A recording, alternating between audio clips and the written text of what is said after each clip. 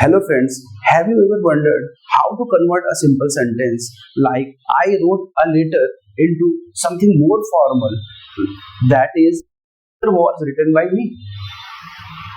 This is called active voice and it is passive voice. Now, welcome to my channel, that is Perfect Online Academy. And यहाँ पर हम लोग अलग अलग तरह के ग्रामर के टॉपिक सीखेंगे जो कॉम्पिटिटिव एग्जाम्स में आपके एकेडमिक्स में पूछे जाते हैं। आज हमारा पहला चैप्टर होगा active and passive voice. Active और पैसिव वॉइस देखने में तो बहुत ही थोड़ा सा कॉम्प्लिकेटेड चैप्टर है, लेकिन नहीं, यहाँ पर हम आपको बहुत अच्छी तरीके से, आसान तरीके से 2-3 रूल के साथ में आपको पूरा पैसिव वॉइस को समझाएंगे और समझाने की कोशिश करेंगे। Now let's get started and welcome to my channel perfect online academy. So friend, let's understand what is passive voice and what is active voice. सबसे पहले हम एक्टिव वॉइस को समझते हैं कि एक्टिव वॉइस क्या है। एक्टिव वॉइस एक सिंपल सेंटेंस होता है जिसमें सेंटेंस में जो सब्जेक्ट होता है वो परफॉर्म कर रहा होता है और सब्जेक्ट ही प्रोमिनेंट होता है। यहाँ पर क्या दिया गया है, the cat chase the mouse, यानी कि बिल्ली ने चूहे को चेज किया। तो बिल्ली कौन सा वर्क कर रही है? चेज कर रही है, पीछा कर रही है, पकड़ रही है माउस को। तो माउस ऑब्जेक्ट हो गया and the cat is subject. तो the subject is performing the action of chasing, that is called an active voice. अब पैसिव वॉइस क्या होता है? पैसिव वॉइस में क्या होता है, जब हम ऑब्जेक्ट को प्रोमिनेंट मार लेते हैं, ऑब्जेक्ट को फोर्स देते हैं, ऑब्जेक्ट के ऊपर बल देके कोई बात कर रहे होते हैं कि नहीं, चूहे को दौड़ाया गया बिल्ली के द्वारा। यहां पर हम चूहे को प्रोमिनेंट बनाएंगे और चूहे के लिए वर्ब प्रोमिनेंट हो जाएगी, मुख्य हो जाएगी। The mouse was chased by the cat. अब यहाँ पर कैट तो दौड़ा ही रही है, चेज कर रही है माउस को, लेकिन यहाँ पर माउस क्या हो गया है, प्रोमिनेंट हो गया। माउस सेंटेंस स्टार्ट कर रहे हैं, माउस को फोर्सफुली यहाँ पे लगाया गया है। ये पैसिव वॉइस में होता है। तो when in a subject in a sentence the subject is prominent, that is called an active voice, and when in a sentence the object is prominent, that is called passive voice. ये बस हमको समझना है। अब इसके बाद हम सीखते हैं कि एक्टिव से पैसिव कैसे बनाते हैं। There are many kinds of sentences and we have to make the passive voice of these active sentences. तो फ्रेंड्स, हम सबसे पहले एक्टिव और पैसिव वॉइस के रूल्स को और उसको बनाने से पहले एक चीज बहुत इंपॉर्टेंट है जिसको हमको सीखनी चाहिए। मोस्टली टीचर्स हमको स्टार्टिंग में बताते नहीं है, लेकिन मैं अपने स्टूडेंट्स को ये चीज पहले ही क्लियर कर देता हूँ कि अफर्मेटिव सेंटेंस कौन सा होता है। तो अब आप सोचेंगे कि अफर्मेटिव, ये तो बहुत सिंपल चीज है, अफर्मेटिव पैसिव वॉइस भी क्या कर रहा है, लेकिन यहाँ पर बहुत ही जरूरी है अफर्मेटिव सेंटेंस को समझना। तो देखिए, what is an affirmative sentence. Affirmative sentence कोई भी सकारात्मक स्टेटमेंट वाले सेंटेंस होते हैं, जैसे कि I am teaching, the fan is blowing, I am going to market, the people were studying the grammar. ये सब अफर्मेटिव सेंटेंस हैं। अफर्मेटिव सेंटेंस ना तो निगेशन को लेके आता है और ना ही कोई सवाल खड़ा करता है। But why I am teaching you the affirmative sentence, यहाँ पर सवाल ये पैदा होता है। अफर्मेटिव सेंटेंस, दो अफर्मेटिव सेंटेंस ऐसे होते हैं जिसमें हेल्पिंग वर्ब नहीं आती। Got it? First is simple present and the other one is simple past, जिसको हम प्रेजेंट इंडेफिनिट और पास्ट इंडेफिनिट भी कहते हैं। सिंपल प्रेजेंट में या प्रेजेंट इंडेफिनिट के अंदर वर्ब की फर्स्ट फॉर्म या वर्ब के साथ में एस आता है, हम सबको पता है, लेकिन इसके साथ में कोई भी हेल्पिंग वर्ब या ऑक्सिलरी वर्ब्स नहीं होती है।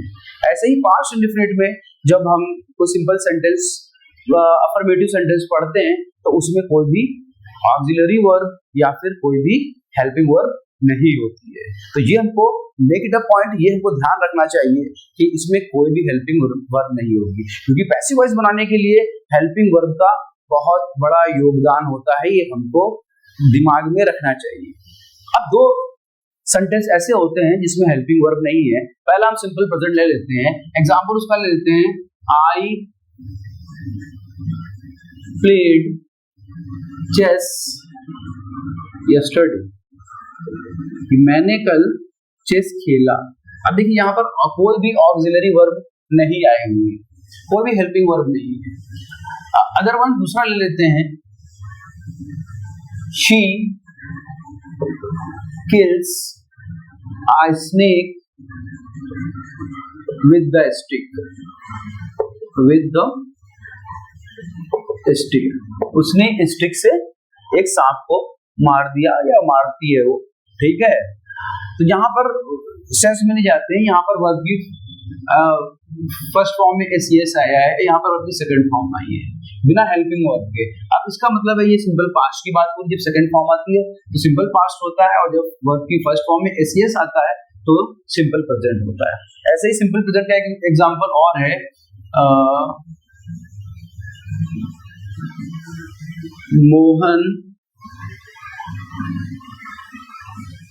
मोहन्स ब्रदर्स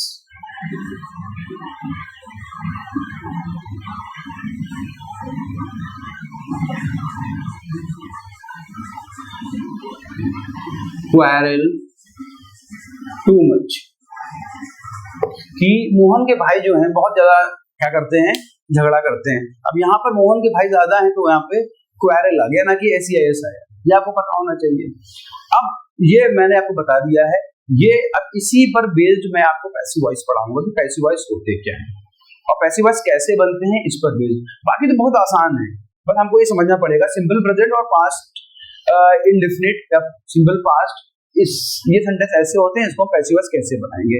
तो हम सबसे पहले जो सीखेंगे सिंपल प्रेजेंट और सिंपल पास्ट के पैसिव वॉइस बनाना, उसके बाद तो सब आसान हो जाएगा। तो उसके लिए मैं आपको रूल बताने जा रहा हूँ, make it a point and make it a habit and write down these lines because. तो फ्रेंड्स अब सीखते हैं एक्टिव से पैसिव वॉइस कैसे बनाते हैं। मैंने आपको दो अफर्मेटिव सेंटेंसेस बताए, एक सिंपल प्रेजेंट और एक सिंपल पास्ट का। सिंपल प्रेजेंट में वर्ब में फर्स्ट फॉर्म या वर्ब में SEIS आता है और सिंपल पास्ट में वर्ब की सेकंड फॉर्म आती है अफर्मेटिव सेंटेंस में। अब हमको उसका ये कुछ नहीं देखना है, बाकी सारी कॉम्प्लिकेशंस जितनी भी प्रॉब्लम्स है वो आगे मैं सॉल्व करा दूंगा। लेकिन उससे पहले हम चलिए जानते हैं इन 4 रूल्स के बारे में। ये 4 रूल्स मेरे फंडामेंटल रूल्स हैं जो आपको पैसिव वॉइस बनाने में हमेशा काम आएंगे। इसको नोट कर लीजिएगा और याद कर लीजिएगा और मेक इट अ हैबिट बना लीजिएगा ताकि आप कभी इसको भूलें ना। So rules to change active into passive.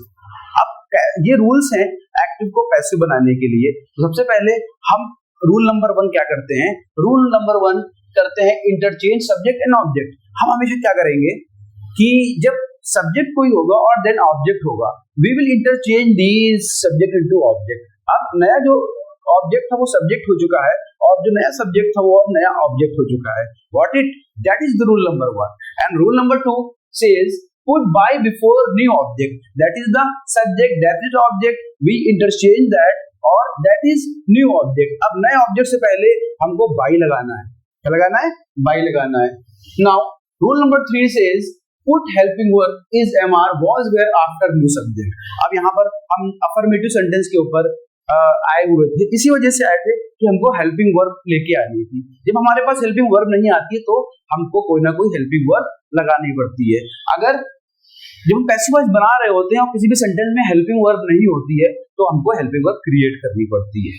तो यहाँ पर जब हम इंटरचेंज करेंगे सब्जेक्ट ऑब्जेक्ट और बाय लगाएंगे, उसके बाद रूल नंबर 3 कहता है कि हमको हेल्पिंग वर्ब लगानी है न्यू सब्जेक्ट के बाद में। आपका जो नया सब्जेक्ट बन चुका है यानी कि ये वाला, इसके बाद आपको हेल्पिंग वर्ब लगानी है। और what is helping verb? Helping verb सहायक क्रियाएं होती हैं जो किसी भी मेन वर्ब से पहले आती है। तो उसमें सिंपल प्रेजेंट में आपके पास सहायक क्रिया हेल्पिंग वर्ब नहीं थी तो हमको लगानी पड़ेगी। सेंटेंस अगर प्रेजेंट में है यानी कि वर्ब में एस या एस लगा हुआ है या वर्ब की फर्स्ट फॉर्म लगी हुई है तो हम हमेशा उसके लिए सब्जेक्ट के बाद में इज एम आर लगाएंगे। और अगर सेंटेंस हमारा पास्ट में है यानी कि इस वर्ब की सेकंड फॉर्म लगी हुई है तो हमको सब्जेक्ट के साथ में वॉज और वर्ब का इस्तेमाल करना है। Got it?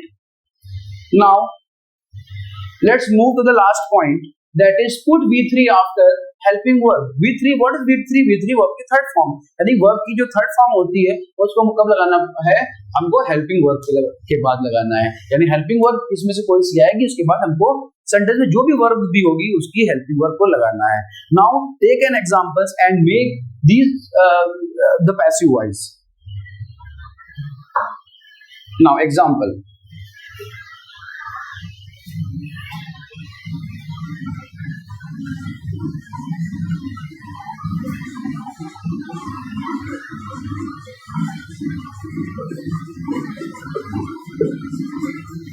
what is this?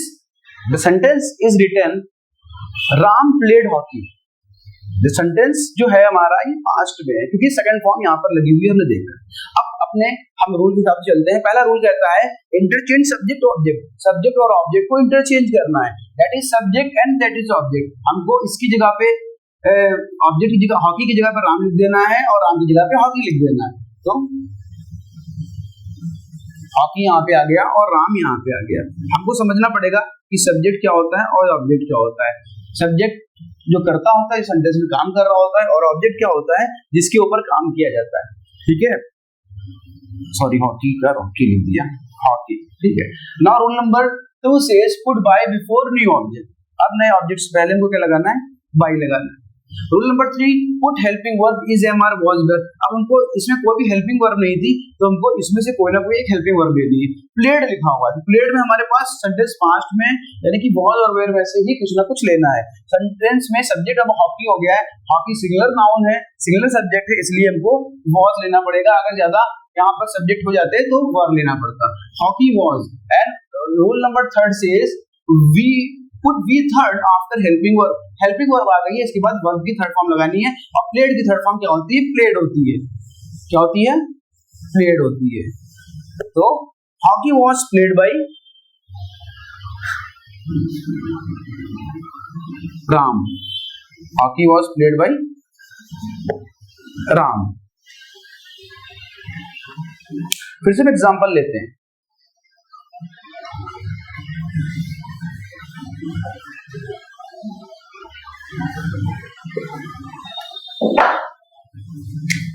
यहां पर एग्जांपल लेते हैं। अब देखते हैं हम कि पैसिव वर्ब का एग्जांपल लेते हैं और उसको बनाते हैं इसी के हिसाब से।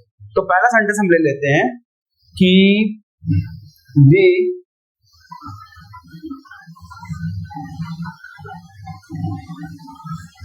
kicked a football. They kicked a football. क्या लिखा हुआ है? They kicked a football. अब what is subject? We know that who is kicking and who is doing the action. They are doing the action. तो they क्या हो जाएगा? हमारा सब्जेक्ट हो जाएगा। और they किसके ऊपर एक्शन कर रहे हैं? फुटबॉल के ऊपर कर रहे हैं। तो इसकी रिलेशन किससे? फुटबॉल से। वर्ब का जब रिलेशन जिससे और जिस चीज से होता है वही ऑब्जेक्ट हो जाता है। अब यहाँ पे हम इसको पहला रूल कर रहे हैं इंटरचेंज करना है, तो फुटबॉल दे की जगह पे आ जाएगा और फुटबॉल की जगह पर दे का हो जाएगा them. Rule number 2 says put buy before new object. नए ऑब्जेक्ट से पहले हमको बाय लगाना है। रूल नंबर 3 कहता है पुट हेल्पिंग वर्ब लगानी है। कोई is am are was were. Sentence हमारा अगर पास्ट में है, अफर्मेटिव सेंटेंस, उसमें हेल्पिंग वर्ब नहीं होगी तो हमको वॉज वर्ब लगाना है। अगर अफर्मेटिव सेंटेंस प्रेजेंट में है यानी कि वर्ब की एस फॉर्म आई है या वर्ब की फर्स्ट फॉर्म आई है तो हमको इज एम आर लगाना है। तो फुट की किक्ड लिखा हुआ है सेकंड। अभी तक हमने पैसे यानी पास्ट में तो हमको सब्जेक्ट के साथ में वॉज या वर्ब को भी लगाना पड़ेगा। पढ़ लिया है। हम लगाएंगे सिंगुलर है तो सिंगुलर सब्जेक्ट के साथ में वॉज आएगा। अगर प्रेजेंट में होता तो इज आ जाता। Football was kicked. किक्ड क्यों लगाया है? क्योंकि हेल्पिंग वर्ब के बाद वर्ब की थर्ड फॉर्म लगानी थी। फुटबॉल वॉज पुट वर्ब की third form after helping verb. अब हेल्पिंग वर्ब यहाँ वॉज थी, इसके बाद वर्ब की थर्ड फॉर्म लगा दी, हमारा पैसिव वॉइस कंप्लीट हो गया। They kicked the football. Football was kicked by them. नहीं लगाया है तो यहाँ पर हम आ का इस्तेमाल कर सकते हैं और करेंगे ही, वरना गलत थोड़ा सा हो सकता है।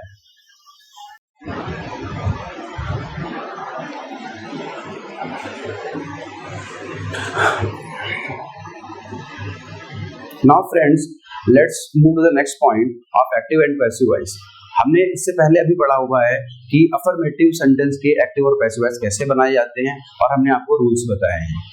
अफर्मेटिव सेंटेंस में कोई भी हेल्पिंग वर्ब नहीं होती है, लेकिन जब हम नेगेटिव सेंटेंस बनाते हैं तो हमको ऑक्सिलरी वर्ब का होना बहुत जरूरी होता है। यहाँ पर ऑक्सिलरी वर्ब जब हम नेगेटिव बनाते हैं तो प्रेजेंट सिंपल प्रेजेंट में डू और डस के साथ में नॉट आ जाता है, और पास्ट इंडेफिनिट या सिंपल पास्ट में डिड आ जाता है। तो डिड के साथ में नॉट लगाते हैं या डू डस के लगाते हैं। अगर आपको सिंपल प्रेजेंट को सेंटेंस दिख रहा है, वहां पर डू या डस लगा हुआ है, तो वहां पर हम जैसे ही हम पैसिव वॉइस बनाते हैं वहां पर उसकी जगह पर इज एम आर का इस्तेमाल कर देंगे। और अगर हमको डिड दिख रहा है या डिड नॉट दिखता है तो वहां पर हम वॉज और वर का इस्तेमाल कर देते हैं। जैसे ही 4 रूल हमने बताए थे, सेम अकॉर्डिंगली वैसे ही चारों रूल का इस्तेमाल करना है। बस डू डज और डिड की जगह पर इज एम आर और वॉज वर का इस्तेमाल करना है। आप कभी कंफ्यूज नहीं होइएगा कि डू और डज क्या कर रहा है तो बताया नहीं गया है, या डिड क्या कर रहा है। ये डू और डज और डिड ये प्रेजेंट और पास्ट को ही दिखाते हैं, उसको शो करते हैं कि सेंटेंस किस टेंस में है। यहाँ से आपकी जो प्रॉब्लम्स हैं वो सब आसान होना शुरू हो जाएंगी। अब हम एक एग्जांपल लेते हैं। कैसे लिखा हुआ है, I did not deposit money. What is written on that?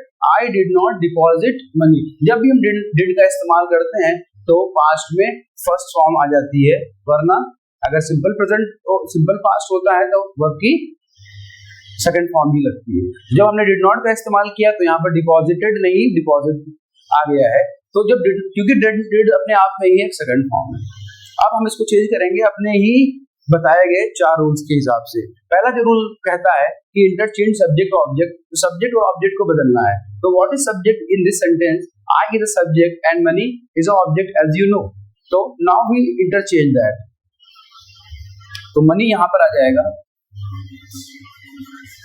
और आई का मी यहाँ पे हो जाएगा, और मी से पहले सेकंड रूल कहता है कि बाई लगाना है, और थर्ड रूल होता है कि हेल्पिंग वर्ब लगाना है। अब हेल्पिंग वर्ब पहले से लगी हुई, लेकिन हमको पता है कि डिड की जगह पर वॉज और वैस का इस्तेमाल करना है। मनी सिंगुलर नाउन है तो यहाँ पर हम इज लगाएंगे, और यहाँ पर नॉट आया था तो इसके साथ में नॉट आ जाएगा। सेम रूल चल रहा है, नो रॉकेट साइंस, और डिपॉजिट की जगह पर वर्ब की थर्ड फॉर्म आ जाएगी, डिपॉजिटेड हो जाएगा। Deposited bye me. Money is not deposited bye me, that is the correct passive voice of the sentence I did not deposit money. अब let's take another example. Shyam does not open the gate. Does indicate the sentence is in simple present. अब यहाँ पर जब negative sentence आया है तो does not के साथ में सिंपल प्रेजेंट में आया है, तो हमको वैसे ही बनाएंगे, लेकिन डज नॉट की जगह पर मैंने बताया है डज या डू की जगह पर इज एम आर आ जाएगा। ठीक है, तो सबसे पहले let's interchange subject and object. तो इंटरचेंज करते हैं। सबसे पहले द गेट लेंगे यहाँ पे ऑब्जेक्ट के रूप में, और श्याम नया सब्जेक्ट हो जाएगा जो अब ऑब्जेक्ट हो चुका है, Shyam. Rule number 2 says that put by before new object। अब नया ऑब्जेक्ट हमारे पास श्याम है, इससे पहले हमको by का इस्तेमाल करना है, by लगा देंगे। Rule number 3 says put helping verb is mr was where। तो is mr was where लगाना है, यदि सेंटेंस प्रेजेंट में है तो डस की जगह पर हमको is mr का ही इस्तेमाल करना है क्योंकि सेंटेंस प्रेजेंट में है। तो गेट सिंगुलर है तो हम इसकी जगह पर is का इस्तेमाल करेंगे। we use is instead of does in passive voice। the gate is now use not, तो साथ में रहेगा ये रहेगा। और फोर्थ रूल कहता है कि हमको वर्ब की थर्ड फॉर्म का इस्तेमाल करना है। तो ओपन की थर्ड फॉर्म जो होती है वर्ब की वो होती है ओपन। तो now sentence is constructed. Now let's read that the gate is not opened by Shyam। that is the correct passive voice of the sentence Shyam does not open the gate which was an active voice। और यहाँ पर हमने gate से sentence को start कर दिया है, तो हमने जो बल दिया है वो गेट के ऊपर दिया है। तो यानी कि ऑब्जेक्ट को जब हम प्रेशराइज करते हैं या प्रोमिनेंट रखते हैं वही पैसिव वॉइस होता है। जब हमको फोर्सफुली दिखाना पड़ता है कि हमारा ऑब्जेक्ट ही सेंटेंस में डोमिनेट कर रहा है तो वो पैसिव वॉइस होता है।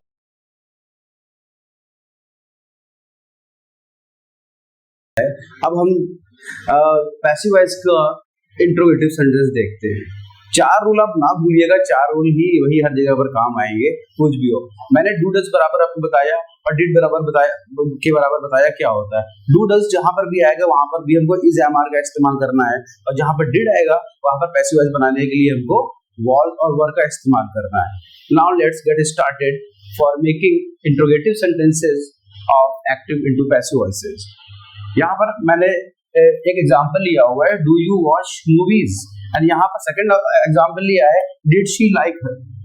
ये डू से स्टार्ट है यानी कि ये प्रेजेंट में है, और ये डिड से स्टार्ट है यानी कि ये पास्ट में है। अब हम इसको बनाते हैं। रूल नंबर 1 सेज इंटरचेंज करना होता है सब्जेक्ट और ऑब्जेक्ट को। यहाँ पर हमको सब्जेक्ट देखना है, यहाँ पर ऑब्जेक्ट देखना है, तो इसको इंटरचेंज करेंगे। अभी हमको ये डू स्टार्टिंग में आ गया, उससे कोई लेना देना नहीं थोड़ी देर के लिए, तो मूवीज यहाँ पे आ जाएगा, और यू नया सब्जेक्ट है, जो नया ऑब्जेक्ट हो जाएगा वो अब यहाँ पे आ जाएगा। अब इससे पहले कहता है कि बाई लगाना है सेकंड रूल में। थर्ड रूल में कहता है हमको इज एम आर और वॉज वेयर का इस्तेमाल करना है। तो इज एम आर और वॉज वेयर हमेशा सब्जेक्ट के बाद में आता है, लेकिन यहाँ पर डू पहले लगा हुआ है इंट्रोगेटिव सेंटेंस में। हमको पता है इंट्रोगेटिव सेंटेंस में क्या होता है, हेल्पिंग वर्ब पहले आती है, इसलिए हमको हेल्पिंग वर्ब क्या करना है, बस पहले लगाना है। तो मूवीज आपका प्लुरल नाउन है, तो इसके लिए हमको आर का इस्तेमाल करना पड़ेगा यहाँ पे, आर मूवीज। अब वर्ब की थर्ड फॉर्म हमेशा जहां पर थी वहीं पर आएगी, सब्जेक्ट के बाद में। Are movies watched by you, ये आपका पैसिव वॉइस हो गया। Are movies watched by you, sentence क्या था, डू यू वॉच मूवीज, तो मूवीज और यू यहाँ पे आ गया, भाई यहाँ पर लगा दिया। इससे पहले हेल्पिंग वर्ब थी, तो हेल्पिंग वर्ब यहाँ पर लगाना होता था, अब इंट्रोगेटिव में यहाँ पर आ जाएगी, क्योंकि डू यहाँ पर लगा हुआ है, और वॉच की थर्ड फॉर्म वॉच्ड यहाँ पे हो जाएगा। Now let's take another example, did she like her, तो वही फिर से करेंगे, हर और शी यहाँ सब्जेक्ट और ऑब्जेक्ट है, हर यहाँ पर नया सब्जेक्ट बन जाएगा, जो हर चेंज होगा इधर आके तो शी बन जाएगा, क्योंकि हर का सब्जेक्टिव केस जो होता है वो शी होता है, और शी का ऑब्जेक्टिव केस हर होता है। अब शी यहाँ पे आ जाएगा, तो शी का हर हो यहाँ पे हो जाएगा, और हर से पहले बाई लगाना है। आज जब इसकी प्रैक्टिस करेंगे बहुत इजी लगने लगेगा आपको। और डिड बराबर क्या होता है, वॉज वेयर, तो शी सिंगुलर है तो इसके लिए वॉज लगाएंगे। अगर ज्यादा लोग होते हैं यहाँ पे, प्लुरल कुछ बैठा होता तो हम वर का इस्तेमाल कर देते। अब लाइक की थर्ड फॉर्म यहाँ पे लाइक लगा देना है, बस हमारा sentence has been ready. Was she liked by her, did she like her, क्या बन जाएगा, was she liked by her. ये हमारा पैसिव वॉइस हो गया इंट्रोगेटिव में। अब इंट्रोगेटिव में डबल इंट्रोगेटिव आते हैं। डबल इंट्रोगेटिव में क्या करना होगा हमको, जहां पर व्हाट और वेयर कुछ भी लगा होगा वो वहीं पर लगा रहेगा। इंट्रोगेटिव सेंटेंस का एक अलग से मैं वीडियो बनाऊंगा, जो आप लोगों को मैं इस चैनल पे अपलोड कर दूंगा, क्योंकि ये पैसिव वॉइस को अगर देखा जाए तो इस चैप्टर बहुत वास्ट है, ऐसे बहुत से रूल्स आते हैं। स्पेशली जब आप यूपी बोर्ड में पढ़ेंगे तो आपको 11, 12, 9 हाई स्कूल में काफी टॉपिक्स आपको देखने के मिलते हैं, काफी रूल्स देखने को मिलते हैं। तो पैसिव वॉइस को एक वीडियो में सम अप आसानी से नहीं किया जा सकता, इसलिए हम पैसिव वॉइस के और भी वीडियोस बनाएंगे, लेकिन और क्लियर कर देंगे आपका जितने भी डाउट्स होंगे। आप कमेंट बॉक्सेस में कमेंट कर दीजिएगा जो आपको चाहिए होगा। लेकिन अभी हम एक पैसिव वॉइस की एक सीरीज लेके आएंगे, इसके बाद एक अदर वीडियो देखेंगे जिसमें बाकी के सारे सेंटेंस को हम कवर करेंगे, बाकी के सारे सेंटेंस जो पैसिव वॉइस बनाए जाते हैं जिनके, उनको कैसे बनाएंगे। बाकी बहुत इजी है, ये सब थोड़ा सा कॉम्प्लिकेटेड होता है, सिंपल पास्ट और सिंपल प्रेजेंट, तो मैंने इसके लिए थोड़ा सा इसको लेंदी रखा है ताकि आप आसानी से समझ जाएं। और फ्रेंड्स, एक आपसे रिक्वेस्ट है, आज मेरा पहला वीडियो है, और अगर इसमें कुछ भी गलती और कुछ भी हुआ तो आप लोग तो लाइक और सब्सक्राइब कर ही सकते हैं। तो आज का वीडियो एंड करते हैं, और आई होप आपको वीडियो पसंद आया होगा, और हम सब लोग मिलकर एक ग्रामर को बहुत आसान बनाने की कोशिश करेंगे। Please support me and hit the bell icon and have a चाव।